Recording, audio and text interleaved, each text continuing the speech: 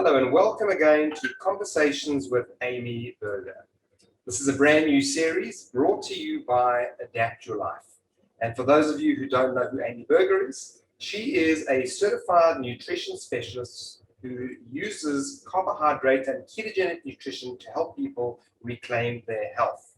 She's also the author of a very popular book called The Stall Slayer, as well as most recently, she co-authored the book End Your Carb Confusion with Dr. Eric Westman. Today, we're going to be chatting about non-scale victories. We also have a bonus for you. It's Amy Berger's 8 Reasons Not to Trust the Scale. We'll put a link for you in the description. How are you, Amy? I'm well. How are you doing, Glenn? Very good, and thank you once again for joining us. As everyone else should know by now, this is going to be a weekly series that we're going to have you on discussing various topics around stalls, which I know is a contentious topic for so many people out there. Last week we covered defining a stall, and now that we know what a stall is, let's look at some of the other many benefits other than those found on the scale. And what do these include, Amy? Right. So in the nutrition world, we call these non-scale victories. And what we're talking about are beneficial things that are happening that are totally unrelated to your body weight, totally unrelated to the number on the scale. And so with low carb and ketogenic diets, the scientific research and thousands upon thousands of people's experiences tell us that this way of eating is effective for reversing type 2 diabetes, polycystic ovarian syndrome or PCOS, improving non-alcoholic fatty liver disease. Some people get rid of migraines, acid reflux or heartburn. It's so effective. Very often hypertension improves, your blood pressure can come down. There's brain fog goes away. So many wonderful things happen that are completely unrelated to losing weight or to changing the size and shape of your body. So these non-scale victories are very important to pay attention to when losing weight or losing body fat is one of your goals on keto, maybe even your main goal, and if you're stuck in a stall. Because even if you're stuck in a stall and your scale weight isn't changing, you might feel really frustrated and really disappointed, but you might be able to say, I haven't lost any weight in 3 weeks, but I haven't had a migraine all month and my joints don't hurt anymore. And I haven't needed my heartburn medicine in a week. So there's so many other things that at least can keep you motivated to keep going and to keep eating this way. And we hear this all the time. There's so many people that have so many other improvements in all kinds of other things that they'll often say, I don't even care if I lose another pound or not. I'm never going back to my old ways. I'm going to eat this way anyway because I just feel so good. And see, these non-scale victories are really critical. And I've had clients who will say, why is keto not working?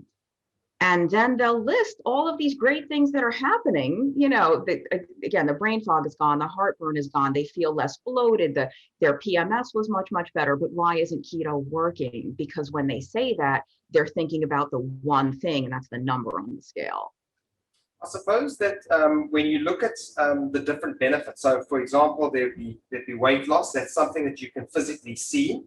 There'd be what you're feeling. In other words, you're feeling better. So if you've got inflammation and you've got joint pain and you've got all these other aches and pains, and you're on a keto diet, you can actually physically feel that these things are getting better. And then you get other things that you cannot tell, you cannot see, you cannot feel. So for example, you cannot see type 2 diabetes. That's a blood test.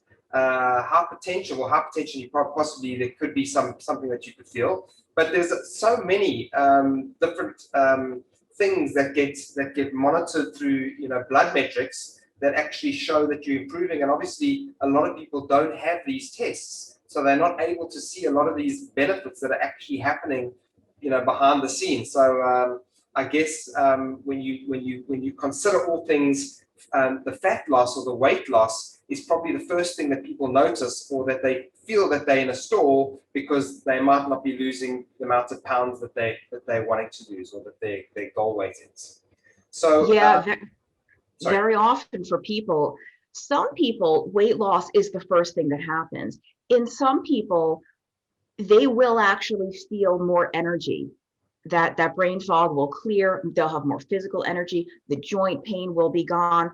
Lots of other things will happen before the weight, but either, whatever order it happens in, all of these are signs that at least keto is definitely doing something good for you, even if the weight isn't moving as quickly as you want it to.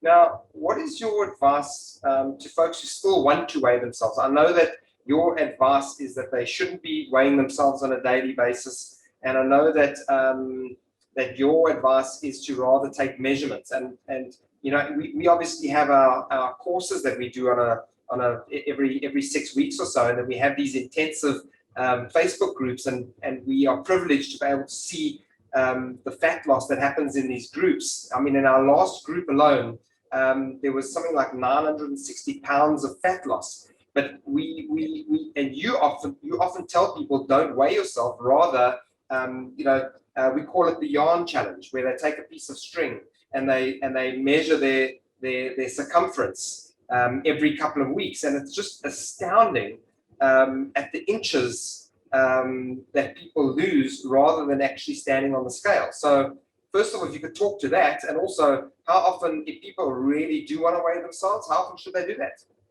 Right. So yeah, to the first point, we mentioned in last week's episode that it's really not uncommon for your size and shape to change, even when there's no change on the scale, either no change or maybe only a very, very small change compared to a relatively larger change in your size. So it really is important to pay attention to your measurements, or to pay attention just to how your clothing is fitting. What One of the things that people tend to notice is rings that just start slipping off, or they become loose. You know, there's people that they haven't been able to take the ring off in 10 years because the finger is so swollen. Sometimes this just, all of a sudden, it slips off. Now, I mean, that doesn't happen for everyone, but yeah, it's really important to pay attention to things other than the number on the scale. If you do want to weigh yourself, you really have to just know how you're wired psychologically, because it's an individual thing. If you are someone that wants to weigh yourself every day, some people feel that getting on the scale every day just keeps them very strict, keeps them, on the straight and narrow with regard to what they're eating. And if that helps you, if that is a beneficial, useful tool for you, do it. But there's other people where that number has a great deal of emotional control over them. And it's women especially, but men are affected by it as well. First thing in the morning, you get on that scale. If you see a number you don't like, it's ruined your day. Your day is completely ruined. You feel like a failure. You feel ashamed. You're angry. Everything is just going to go wrong from there. And if that's your situation, just stay off the scale. Just trust the process. Why put yourself through that? So it is okay to weigh every day, but if you weigh every day, like we mentioned last time, you have to appreciate that it is entirely normal to be fluctuating anywhere from 1 to 3 pounds up or down every day. It's just fluid retention. It's just the natural way the human body works. And what you have to understand is that these little blips up and down from day to day do not always reflect an increase or a decrease in your body fat. It is just your scale weight. If you're up a pound or two, it does not automatically mean that you have gained fat. And so to the people that don't want to weigh every day because they know it's a little bit harmful for them emotionally or psychologically, if you want to weigh at all, I would recommend once a week at most. Try to do it at maybe the same time on the same day of each, every Saturday morning, every Sunday, and use the same scale. And even then, even from week to week, if it's up or down a pound or two, like we talked about last week, what we want to look at is the very long-term trend over time. So not even from 1 week to the next, but look from, months and months to the next. A nice analogy, Amy, when whoever's ever played or gone onto the stock markets, you'll see that is not a linear, it's not a linear line. It's up and down, Exactly. it's up and down, and eventually it gets to where it needs to go to. And Right. you also you touched on this now briefly, you spoke about water retention because water has a massive influence on us on a daily basis, especially for women at certain times of the month. Right. And so this is why we cannot become so fixated on the number on the scale, because that just tells you your total body weight. You don't know how much of that weight is body fat or muscle or bone or water. And so obviously with women, the menstrual cycle can have a massive influence on the amount of water we retain. We know this. So, I mean, women, don't get on the scale. If you know that you're due in a few days, just don't even bother. Or if you want to, that's fine, but understand and be aware, oh, this is just my normal water retention and it'll be gone in a few days. Other things that can influence more water retention in some people is sodium or salt. Some people tend to hold on to a little more water when they increase salt, some people don't. Environmental humidity, when it's more humid out, the body tends to want to hold on to water. So this is why you really can't make yourself crazy over, again, these little daily shifts of about 1 to as many as 3 pounds up or down in any given day, because it's usually just changes in water. Now, lastly, this is our last point that I wanted to make, is that sometimes we get on the scale, if we do go on the scale, and we get the opposite of what we expect, where the scale goes up on a steadily increase. But that's actually quite interesting because it might not be fat weight, it might be muscle weight. Now, when we look at the what muscle weighs versus what fat weighs, a large amount of fat weighs actually relatively a little bit, whereas a small amount of muscle weighs a lot. And we often find, because the ketogenic or low carb diet is actually a muscle sparing diet, which means that you actually preserve more of your muscle. And it's something that is seen very, very often, that people's muscle weight actually goes up. Right. And so this is especially true if somebody also started a new exercise program in conjunction with a low carb or ketogenic diet, and you're maybe building more muscle in a sudden sort of way. Of course, like you said, muscle is very dense. So a small amount of muscle, meaning you're getting, toned or cut or whatever word we want to use, your body is becoming slimmer and trimmer, but it's heavier because that muscle is so dense. Whereas the fat it's just so much more fluffy, for lack of a better word.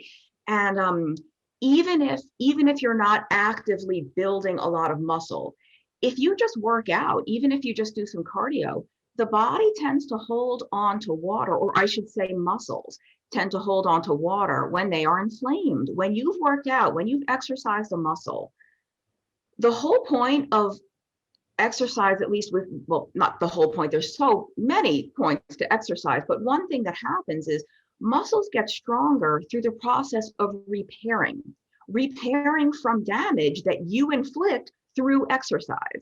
It's good damage, right? Because the damage is the muscle gets stronger and you sort of get healthier in the process of repairing from that damage that you inflict through the activity, except that sort of damage, so to speak, causes the body to retain water during that healing process. And some people may find that it seems like a paradox, but some people will find that if they exercise regularly, if they actually take a day or two off, the next day or the day after, their scale weight is lower. And they're thinking, what? I didn't even work out yesterday. How did I lose weight? It's because those sore muscles, you've taken a break from taxing those muscles have been able to let go of that extra water. And so it's not always muscle mass. It could be bone mass. It could be anything. especially because, on the Adapt Your Life food list, we do not skimp on protein. There's a lot of keto programs out there that skimp a little bit on protein, and we don't subscribe to that. We tend protein, some of our protein foods are zero carb. We encourage people to eat all they want until they're comfortably full. And with that in mind, many women especially dramatically undereat protein. So when they come on our program and they're starting to eat a little more, they may be rebuilding important tissue that they lost on previous diets where they weren't eating enough protein. So the scale weight might be going up, but their size and shape are changing in a way that they're happy about. We just have to stop being quite so wedded to that scale number. Amy, thank you so much. You've really given us a lot to think about. That's all for today, but don't forget, folks, don't forget to grab Amy Berger's 8 Reasons Not to Trust the Scale. You do not want to miss that, and the link will be in the description. If you'd like to learn more about our Adapt Your Life Academy and our upcoming online courses, which there are a few very exciting ones, and hint, something to do with Amy Berger very soon. So keep your eyes peeled, and if you'd like to learn more, as I said, go and visit www.adaptyourlifeacademy.com. Join the waiting list. Subscribe to our page. We give out incredible educational content every single week. Gets delivered right to your inbox, so don't forget to subscribe. And if you enjoyed this video and you'd like to see future videos, don't forget you can find us on our YouTube, Facebook, Instagram, and Twitter accounts under the name of Adapt Your Life. On behalf of Amy and myself, once again, another episode down for Conversations with Amy Berger. Until next week, thank you so much. Amy, we'll catch you next week. Thank you.